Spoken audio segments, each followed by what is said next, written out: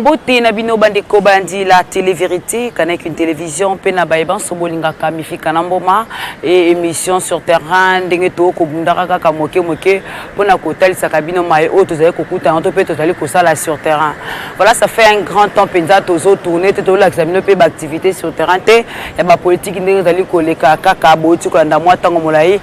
Il y a mingi penza activité sur terrain, il y a tout ça Masikini fondation tout ça Masikini où était fêté 2 ans d'existence nango sikawa ona mokolo ya lelo sengi total Sabino était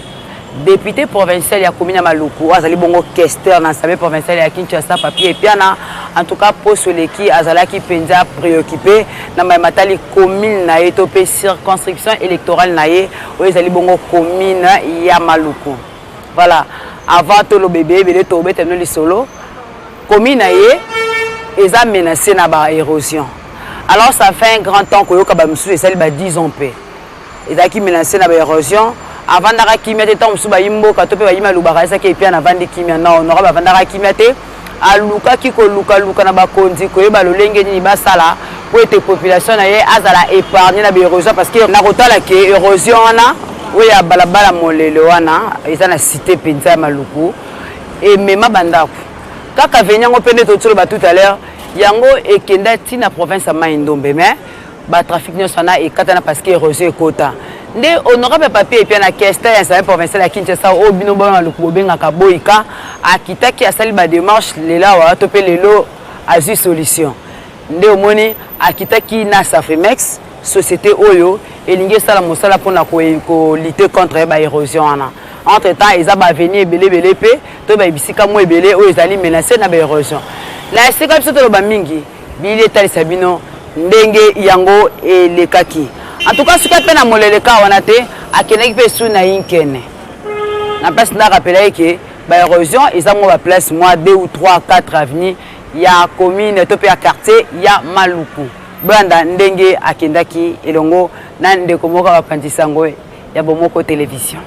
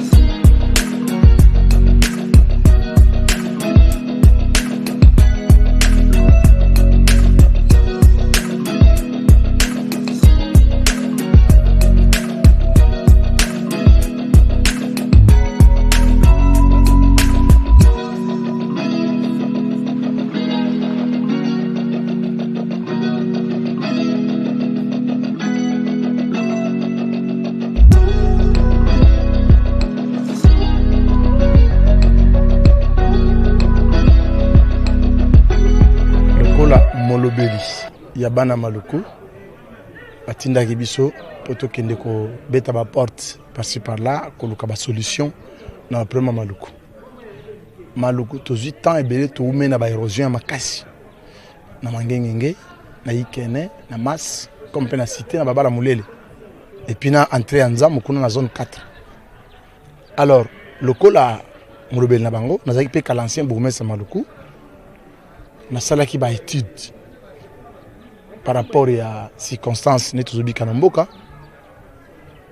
namoni ke baérosion wana ezotungisa mabota ebele babala mulele eboma meme bato bambula bato bakima basundola mapangu mosusu ebeba même na mangenge ekoyisa bandako mosusu ekenda na kati ya mabulu alors na initiaki makanisi ya koluka bapartenaire de bonne volonté bakoko ede biso po toresi kolutter contre anti-érosif wana nde nazwi bapartenaire na kombo ya société Safimex oyo ape endimi na batravaux baza wana bachantier na bango na maluku baextraire baplace bazosala bapesa biso mabele wana po tokunda baérosion wana nde yango nalakaki population te nabela bango mpe te na surprendre bango na witi na terrain na bandeko obengi bamindele mpona batala bisika yango mpe balancer misala et permettre que bisiko bato na pasi ya kokatisa bakatisa normal bisiko bandaka bato echolaki echola susu te bisiko kolela bato ezalaki ezala susu te je crois que toza wana mpona population so population te tokobenga so badepute te so bengi so badepute bango taponaki biso nde na ndenge wana nawuti kopase na action omoni lelo eza important te nasala bamakelele napesa badiscours naloba nasala boye non je crois une fois bolanda na bilili nayaki mpe awa babisaki nga problème ya kelotili eza so na maluku te maluku ekoti molili maluku eza ya kokufa nasalaki badescente nakotaki na bainstallation ya SNEL na cabine 7 na cabine centrale nawutaki na masse après kohuta wana bolandaki na bilili nakendaki komona bakonzi ya SNEL bao basengeli kozwa mokano ya kozongisa yano wana joka bazongisa yango marge bato mosusu oyo bon olimbisa nga na finga ya bato te atonga bato te oyo bakoramase baramasaki yango ayebani na SNEL aza na ndeko DG aza na ndeko boye avant nga naleka wana kotala moko na bango alekaki te ntango ekomi ya koya c'est comme ezala so eloko eteri moyoso amosepela abeta lolanga abeta nzembo c'est comme leo na witi kotala baérosion na sensibiliser population te mais okoyoka wana bakobima mpe susu bakoloba bakosala makelele naza na temps wana te mpo na nga eza nazolampi devoir na nga lokola député mpo peuple akotuna nga totindaki yo na 5 ans opoposaki mobeko nini na assemblée obengisaki ministre nini ntango maluku ezalaki na likambo nini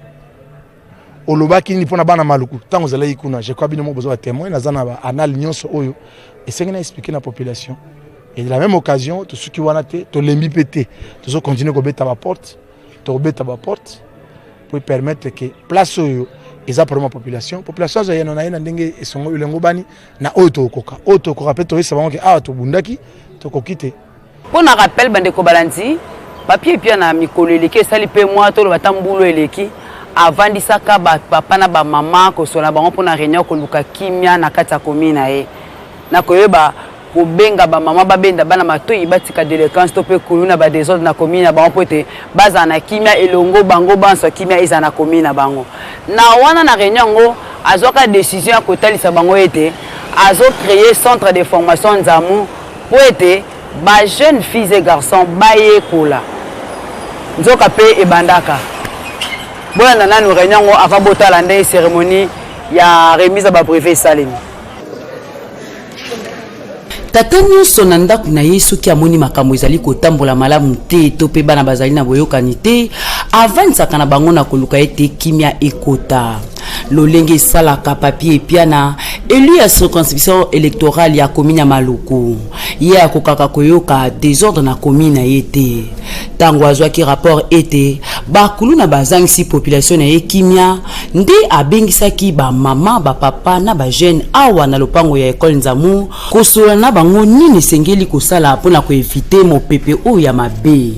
na masona bango papier epia na ebenga bango moko boyika atalisaki na bamama ete babenda bana matoi na bango moko ba jeune ayebisi bango ete jeunesse ezali avenir ya lobby esenge na bango bazwa conscience pour ba entreprise ezali kokota na commune na bango na esika ya kosala kuluna bata lolenge nini esengeli babeta ba porte pour na kokota na ba entreprise yango nde na bolingo pe affection zalaka nango apesi bango centre de formation na yenza muya ofele pour ete ba ya s'inscrire na ko école informatique école électricité pe misala mosusu bazwa ba brevet ko rendre bango utile à la société boyo kangonga ezali bena esengo mingi na bana maluku po bazwa misala ya ofele po batika kuluna de façon que noke mutu na mutu azwa nzela ya malamu alors ndenge alobi ke noke kala ndenge azalaki makambo ezalaki te alors ndenge akomi honorable kuna alors na sima koto makelele komi kobima par-ci par-là alors na minute oyo moko avandeli yango mwana na mwana oyo ayebi ke noke asalaka mobulu aya kokomisa place na ye aya kokomisa bisika kokolo to ekole ofele électricité oyo nyonso oyo alobi wana alors nyonso alobi wana esi aloba yango deja bandakala banda to banda maluku banda ebandeli mais mobulu ekokotela biso ayo tozokoyeba te bana ngo so bazotela wapi so bazotela wapi alors tomoni ke noke na enquête na ye ndenge alobi ke noke tokotela mutu na ndako c'est que oleto ya wana yo moko yakana na malembe nyonso tu oya komisa école otanga classe na yo comme ça na sima nango koyeba ndeni mabongisami ekozaleli idée oyo honorable abimisi donc eza mpena vraie idée neti ngai donc na kati ya centre de formation ya papier mpiana donc atavera awa donc eza mpena idée mabe te donc abenga tous les jeunes awa tozwa formation donc par rapport à cours oyo akolinga azwa formation eza mpena idée moko bien makasi esalinga plaisir parce que biloko yango eza rare oyo kango epai na bato mais moto asala eloko na ye po abénéficie kasi alobi ke bato basala yango ofele vraiment esengo mingi mpona biso bana maluku ye moko honorable papier pia na bakisaki boye nasangisaki bajeune ya bituluku bauti na bakartier na babalabala mpona kosola na bango na comportement oyo ekomi sikoyo na maluku ya bajeune oyo base transforme na bakuluna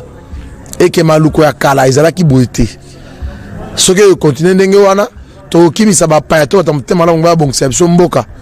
maluku ya kala ezalaki na bacompagnie sociétaire ezalaki awa sifoko ezalaki ekufa lelo eza lisusu te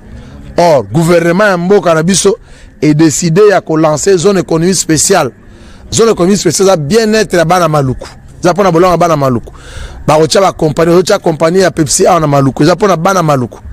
alors soki bapaya balingi baya bamoni kaka maluku eza na problème eza na baconflit eza na batrouble ya badésordre ya lolenge boye bapaya bakoya te yango nasangisi bana maluku wana nasengi bango bazala na kimia soki likambo ezali babenga biso tokoya ngonga nyonso eza mpona bango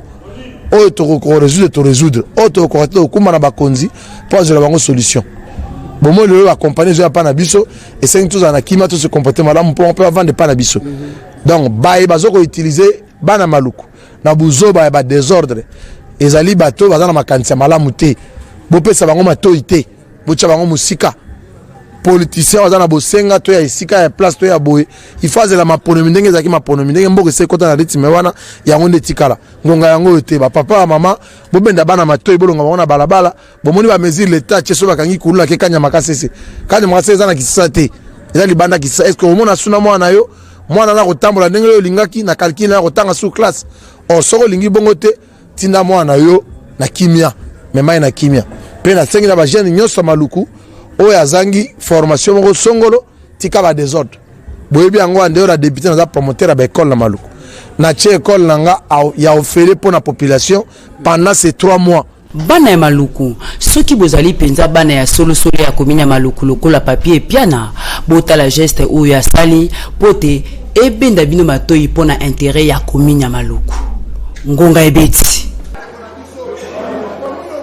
c'est bon bien bomoni réunion ndenge ezalaka ndenge lekaki bomoni bandeko ya ngonga ebeti nde batalisi bino ndenge réunion ezalaka sikawa nzoka nde baformation ngo mpe banda nde kolongwa na ye na bakartier wana bisika baérosion ezalaki avandaki lisusu te akendaki siko kosala cérémonie ya remise ya babrevet nde nauti oloba awa baformation nzoka nde banda oyo 3e promotion akendaki kopesa bango babrevet nsima bango kosisa na auto école esthétique coupe de couture bolanda ndenge mpe cérémonie eleki bana basepeli baparent mpe basepeli bayi maluku mpe basepeli na acte oyo honorable papier epiana asalaki ya kocréer centre de formation On a tendance à consigner ce cas ici. Mais maintenant, je vais vous remettre le micro. Je ne sais pas si vous êtes encore, parce que vous signez encore. Alors, c'est là, vous avez le temps.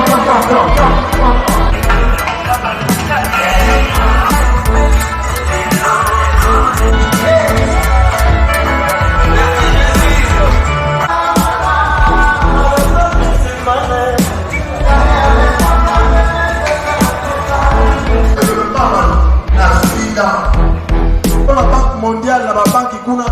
na yebita tenze la r na Kasiama Mbui Rit mama jikoni nayo Bonjour tout Umbelu Chanel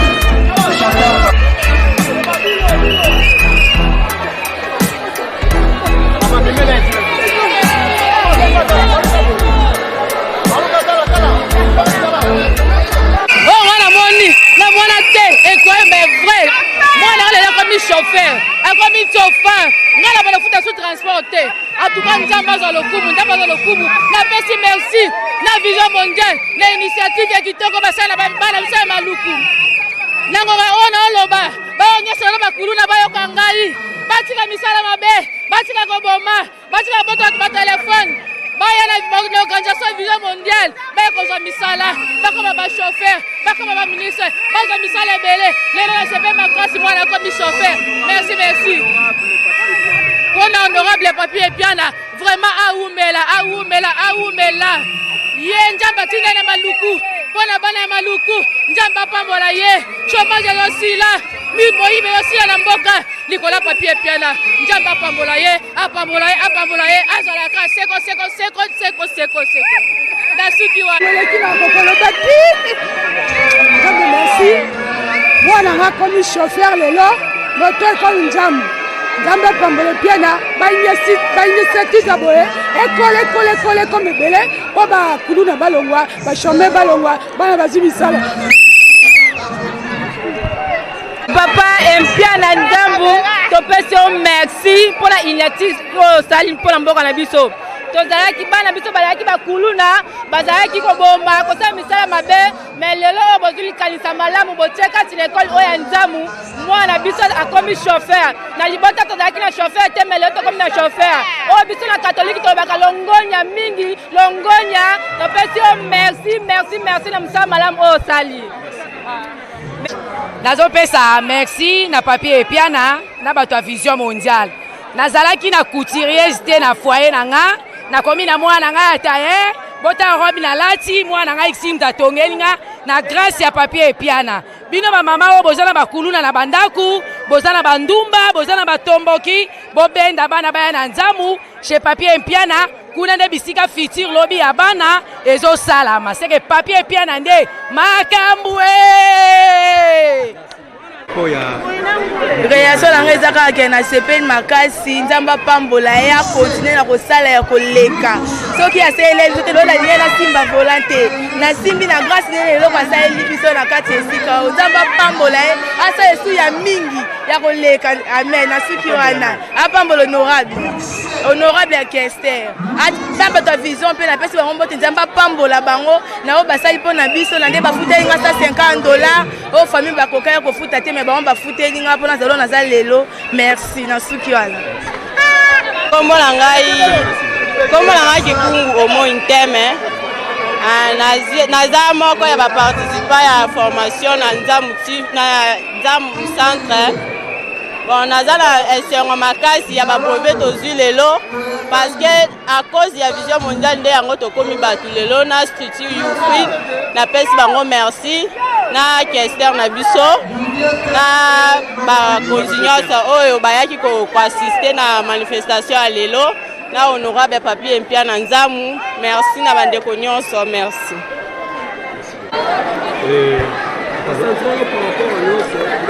Oui. Oui, l'impression par rapport à merci beaucoup pour la parole. Premièrement, Nazo remercie Nzambe, na grâce à Salibiso de nous donner un homme comme Papier Mpiana Maluku. vous savez, dans tout ce que nous pouvons dire, dans tout ce que nous pouvons critiquer, mais l'homme, ça là quelque chose, au moins ils ont un mus est palpable, nous sommes obligés de les célébrer. Sincèrement, je le célèbre. De voir cet ouvrage que vous voyez ensemble avec moi. Ceux qui ont lobby, qui sont satés maintenant, sincèrement, tout le monde a ouvrage à beauté. Sincèrement.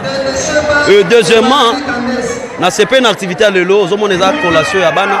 batangi coupé couture, batangi noëlto au col, koyoko la mutuka, esthétique, et ainsi de suite. Et avec l'aide de Vision Mondiale a apporté finance et honorable Papi Mpana a apporté la science. C'est-à-dire,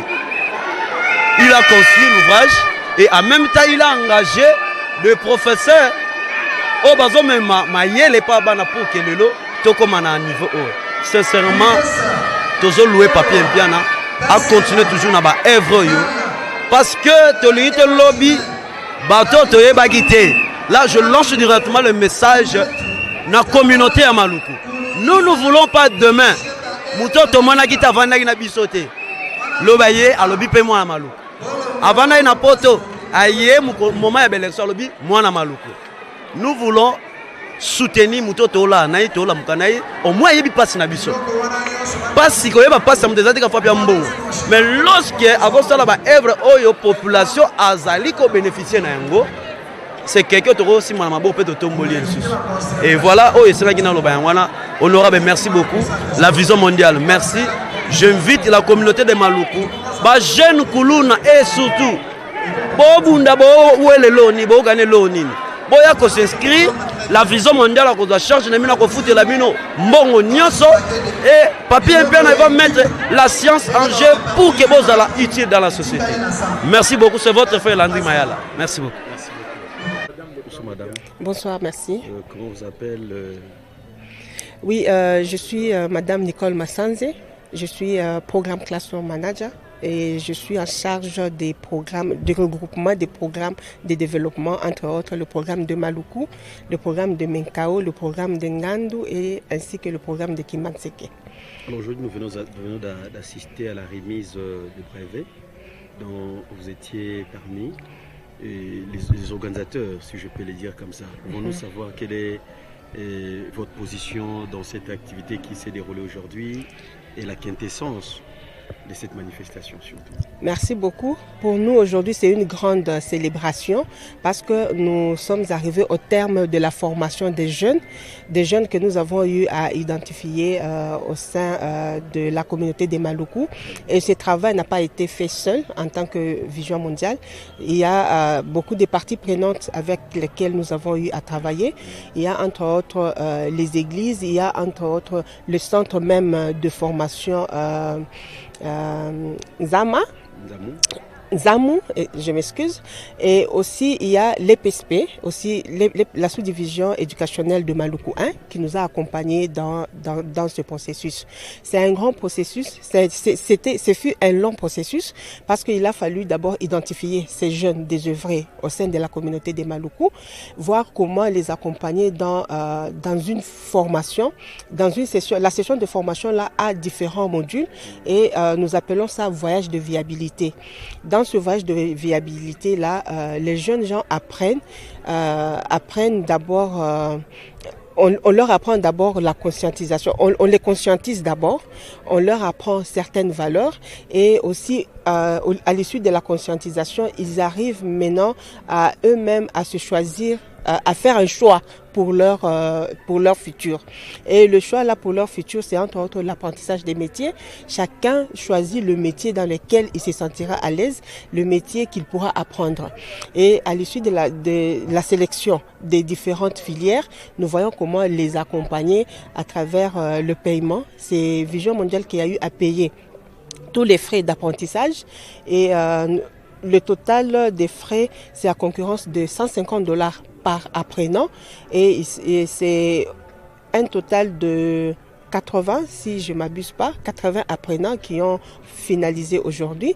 Et c'est vraiment une grande célébration pour nous parce que ces jeunes désœuvrés, nous venons même de les doter des kits de réinsertion professionnelle. Et ceux-là qui ont appris la coupe et couture, par exemple, nous leur avons doté chacun une machine à coudre et aussi des machines de broderie et tout ça. Et les machines de broderie là, elles vont s'organiser en filière et elles vont s'organiser en groupe pour voir comment utiliser ces machines là. Et ceci, c'est pour les rendre vraiment très autonomes et aussi très utiles. Parce qu'on ne peut pas les former et les laisser comme ça. Elles ont appris et puis après, comment est-ce qu'elles vont continuer à pratiquer? C'est ainsi que nous leur avons doté des kits de réinsertion professionnelle pour qu'elles continuent à apprendre et aussi à pratiquer. Ceux-là qui ont fait la conduite auto, en attendant qu'ils puissent se trouver un peu des petits jobs pour voir comment commencer à conduire, nous leur avons doté un peu des kits de compresseurs et des kits de lavage des véhicules et pour qu'ils commencent à faire un peu des petits métiers en attendant qu'ils puissent se trouver des véhicules, commencer à conduire. Sinon, en général, nous avons beaucoup apprécié la contribution du centre d'apprentissage parce que c'est un centre qui est vraiment très bien équipé. Le centre d'apprentissage ZAMU, le centre de formation professionnelle ZAMU, c'est un centre qui est vraiment très équipé et aussi que nous avons beaucoup apprécié par l'encadrement. Il y a des formateurs vraiment à la hauteur qui ont très bien encadré les jeunes et nous avons suivi les quelques sessions de démonstration. Il y a même des filles qui ont fait l'apprentissage automobile. Il y a ceux-là qui ont fait celles qui ont fait la coupe et couture. Elles-mêmes, la tenue qu'elles avaient portée, c'est la tenue qu'elles ont eu à confectionner elles-mêmes là-bas à l'issue de l'apprentissage. Alors nous lançons un appel aux jeunes gens de la communauté des Maluku de passer d'abord là-bas au centre d'apprentissage Nzamu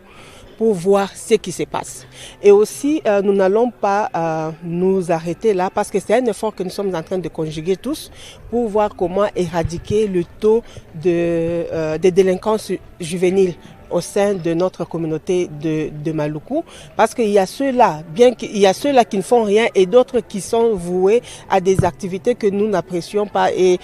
des activités là qu'on appelle des kuluna. Des kuluna, ça c'est un phénomène que nous sommes en train vraiment, ensemble avec toutes les parties prenantes, nous sommes en train de lutter pour minimiser vraiment ce taux de ce phénomène-là. Na outi ko pesa ba diplôme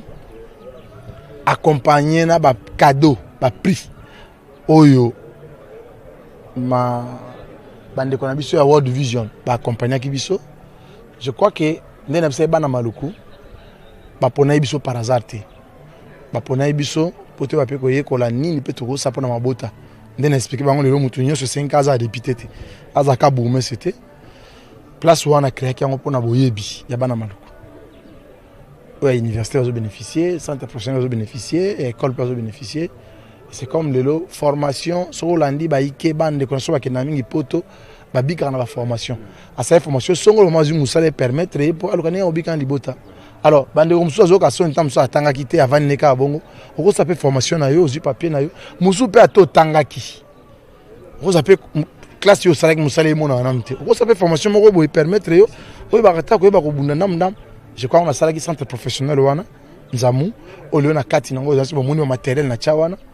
o ezo permettre que motalo ka pendeni akobi kalobina libota na et na utile ko remettre troisième promotion il y a ba structure les kinyo stu wana bolandeleli mingi ya kolobezate ba conseiller ba mo pesa bino ba éloge na bango ndenge ne leki anto mo ba jeune fille muso ko kumba mutuka ba jeune muso même ba kuluna bangwana ba komba chauffeur ba komba informaticien ba komba mécanicien ba komba ba esthéticien muso ba motonga. Donc c'est pour dire que souci na biso ezali bana Maluku ba yeba baza na boyebi pona nzela boyebi wana lobby et permettre nous que comme ça na ye aluka pena hôtel ma comme responsable à créer unité de production ya yemoko pour atteindre ba distraction inutilité. Je crois que le reste tout ça na bana wa sous confiance pour te ba ko kanisa ko bunda les sous kotala ni sengeli. Et ndenge na expliquera bango eloko nyonso mana ba finga yango eloko nyonso mana ba ataka kango tango zone économie yaki na 2012 ngai mutu na yambi livré oyo babengi buka lopango ya zone économie wana ministre affaires foncières à l'époque ministre Mbwinga ayi ko remettre yango officiellement ministre industrie Remi Musungai esalama na commune wana moko ba pese buka lopango alaksi bana maluku buka lopango boye ngamna yaki bourgmestre nini loba magité nini bimagité zone économique ye Banque mondiale ba pese bourgmestre 10% population bolongwa te bosala boyete et bundi samaki makasi na kanti na fingama onyo sokolo ba pe loba na ba TV to sala ba déclaration mais le talent boumani zone économique bote biso na maluku on a expliqué ki batu ndenge nyoso so ekawena munoko ke Banque mondiale atetaka na bourgmestre c'était atetaka na gouvernement projet o eza projet ya malamu pour le développement maluku lobby ce qui projet o e fan na maluku to za malamu lelo population mo za témoin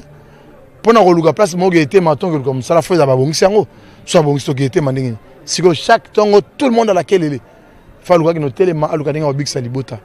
alors lo lenge moko na senga na bana maluku centre professionnel yango wana totika kuluna totika ba désordre kende ko yekola soko yekola kate sopo yekola mi batela so yekola te kende ko yekola